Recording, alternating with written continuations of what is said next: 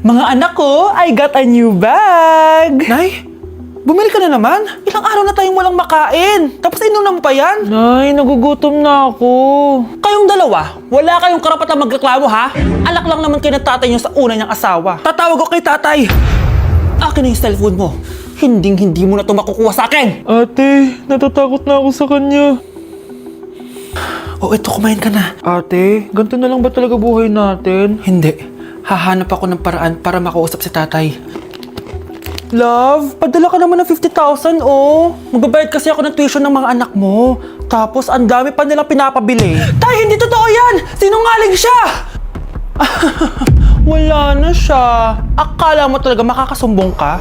Talagang sinusubukan mo ko, ha? Walang iya ka talaga, tita! Ayan, diyan kayo nababagay. Ikukulong ko kayo dito. Wala akong pake kung anong mangyari sa inyo. Tay, tulungan mo kami. Ate, mamamatay na ba tayo dito? Tiwala lang, Kyle. Kakayanin natin to. Kyle? Ang taas ng lagnat mo! Tita, tulong! Dali natin sa hospital si Kyle! Ang ingay naman ng mga yun. May bago na naman akong bag! Kyle! Delivery po! Salamat naman, dumating na yung bago ko cellphone! Oh, ano pa ginagawa mo dyan? Binayaran ko na to sa online. Tama nga sila. Inuubos mo lahat ng pera ko sa mga luho mo. Ha? Ramon? Umuwi ka? Kukulong ko kayo dito. Wala akong pake kung anong mangyari sa inyo. Grabe ng pinagagawa ng babaeng to. Ginagawang hayop ang mga bata. Ramon, kailangan mo nang umuwi dito. Walang iya talaga yung si Rosa. Lumayas ka na dito, ha? Ayaw ko makita yung pagmumukha mo. Tsaka lahat ng mga pinambibili mo, bayaran mo to sa akin. Tapos na ang maliligayang araw mo. Tulong! Scarlett! Scarlett! Tay! Kyle! Okay na si Kyle. Buti na lang, agad niya siya nadala dito. Sorry mga anak. Kung alam ko lang, uuwi ako agad. Tay, ang importante, nandito ka na. Yay! Nandito na si tatay! Makakain na ulit tayo ng masarap, ate! Huwag kayong mag-alala, anak. Hindi na kayo malalapitan ng babaeng yon. Pangako. Eating only 7-Eleven for a day. Let's go! Ano ba gising na magkukontent ka? Patayo na dyan. Ala. Good morning, guys! So, ginising ako agad ni Bunch. 11 a.m. na. So, magbe-breakfast tayo. Alam niyo na kung saan. Papunta na kami. And yung 7-Eleven dito, guys, sobrang layo. Like, sa kabilang barangay pa. Hulaan niyo kung nasan ako. Nasa isang branch ako na binigay sa akin ni Daddy. Thank you, taxpayers! Wow, ang daming choices, oh. Umagang-umaga, samgyupsal agad. Ano yan? Balik mo yan. Ano na naman to? Bayaran mo to, ah. Sabi di ba breakfast lang? Parang mag-fiesta na tayo dito, eh. Let's eat! So, itry na natin tong spam musubi. Yan. Mas masarap yung sa Japan, pero masarap din naman to. Meron tayong samgyupsal. Oh! Baho, ah. Wow, ah. Next is lasagna! Favorite ko yan. Masarap siya, guys. Mantikan ko na makalimutan itong matcha latte from Chingu. Di ko siya gusto. Parang lasang artificial. Sarap niya! Two types of people. Naubos namin. Baka sabihin niyo hindi namin inubos. It's lunchtime, guys! So, kakain na naman tayo. Bosh, gusto ko ng pad thai. Hindi po, ate! Kaya nga 24 hours 7-Eleven challenge. May kinikrave na akong ibang pagkain, pero 7-Eleven pa rin tayo, guys. Malay mo may pad thai sa 7-Eleven. 7-Eleven. Let's go! Excited na akong kumain. So, nandito na tayo sa second branch ni Daddy. Yes, kung di tatanong guys, contractor po yung tatay ko. Tara. Wow, parang sarap nito. Ano na naman to? Bakit ang dami na naman? Ito yung kinuha ko kasi patay gutom ako. Water check. Mountain Dew Zero check. Another mukbang. 100 kilo challenge. Tinahin natin tong Gogi Mandu. Ganito yung tsura niya, parang siyang siomay. Sarap! Dito ko lang to natitikman. Wow, ang daming laman. Liempo. Sa akin, chicken. Kimchi rice talaga? Bumili din pala ako ng laing. Laing.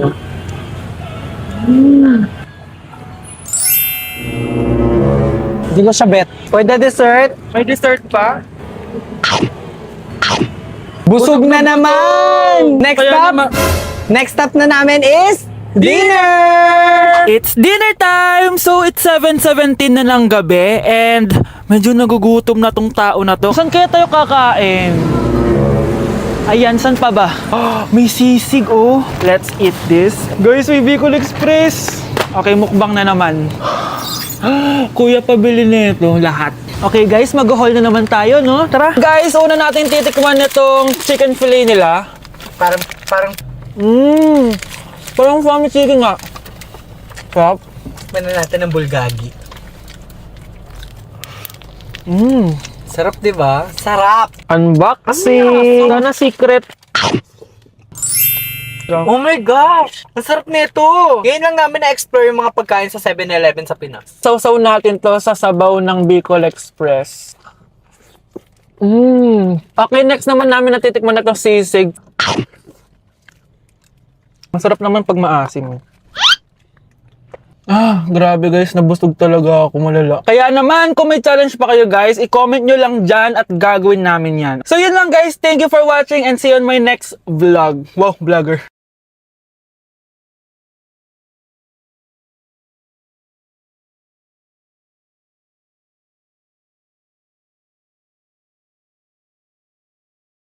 Nakikiramay po ako sa pagkawala ng asawa niyo. Masakit para sa amin ang pagkawala niya. Kailan pala namin makukuha yung mga ipapamana niya sa amin? Ipaprocess pa po namin yun, ma'am. I-update na lang po namin kayo. Sige po, attorney. Sakit ng pagkawala niya. Nay, tignan mo, may medal ako. Oh, ano namang paki ko dyan? Di ka ba proud sa akin? Hindi. At wala akong paki sa'yo. Iniwan ka na ng tatay mo, di ba? Kaya pwede ka na umalis dito. Bakit ka ba ganyan sa akin, Nay? Huwag mo nga ako matawag-tawag na nanay dyan. Kadiri! Hindi kita anak. Ang nanay mo, wala na. Malandi kasi. Nay, gutom na ako. Ay, gutom na baby ko. Wait lang, mag-order ako ng steak for you, ha? Yay! Steak, my favorite! Ampun lang pala ako. Nasaan na yung totoo ko, nanay?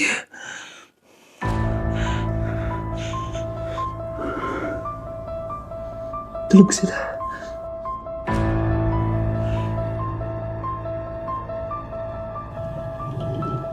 Nasaan na yun? Ito ba si nanay? Ay, sino ba ito tumatawag na to? Muntik na yun. Attorney? Hello, ma'am. May update na po sa ipapamana ng namatay niyo pong asawa. Sige. Punta ka dito sa bahay. Sa wakas, ito na yung araw na pinakahihintay ko. Hoy, ikaw! Pag dumating dito si attorney, magtago ka. Hindi niya pwedeng malaman na may isa pang anak ang asawa ko. Sige po. Ma'am, nakuha na po namin yung last will and testament ng asawa niyo. Ang nakasulat po dito ay, ang 50% ng kayamanan niya ay mapupunta po sa inyo. Ha? Mali ata yan, attorney. Dapat 100% ang mapupuntang kayamanan niya sa amin. Kami lang ang pamilya niya eh. Bali ma'am, ang nakasulat po kasi dito ay ang isang 50% po ay mapupunta sa isa niyang anak. Ano? Baka yan yung isa naming anak na nawala? Oo, sa amin na lang yan. Ako ang isa pang anak ni Ramon. Baka yan yung isa naming anak na nawala? Oo, sa amin na lang yan. Ako ang isa pang anak ni Ramon. Oh, akala ko ba nawawala yung isang anak ni Ramon? Attorney naman, huwag ka maniwala dyan. May sakit kasi sa utak yan. Wala akong sakit, attorney. Maniwala ka, please. Kailangan ko pa ng sapat na ebidensya para maniwala ako sa'yo. Sige na, babalik na lang ako. Ito na ba yung bagong bahay ng anak ko? Ikaw, babae ka? Sinubukan mo pang agawin sa amin ang kayamanan ng tatay mo? Ang sama nyo, tita! Gusto nyo kunin lahat! Well, hindi naman maniniwala sa'yo si attorney dahil wala kang ebidensya. Tao po, attorney po ito. Nandiyan si attorney. Halika dito. Ayan, ikukulong muna kita dito sa bodega hanggat hindi ko pa nakukuha mga kayamanan. Yes, attorney.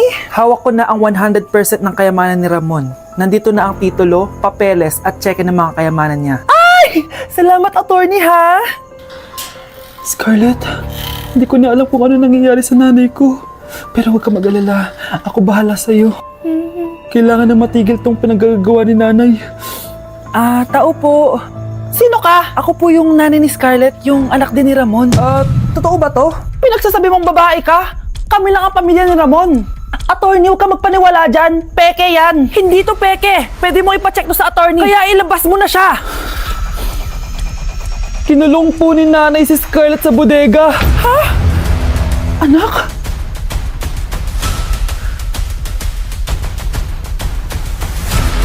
Anak? Walang iya talaga yung tita mo. Anak, sorry kung ngayon na ako nagpakita. Pinakulong kasi ako ng babaeng yan! Deserve mo makulong! Ikaw ang ikukulong namin dahil child abuse ang ginagawa mo. Ano? At hindi mo na din makukuha ang 50% ng mana. Hindi pwede! Nay, masaya ako na nandito ka na. At hindi na din tayo maghihirap dahil sa pamana ni tatay. Masaya din ako, anak. Siyempre kasama ka dito sa Manta.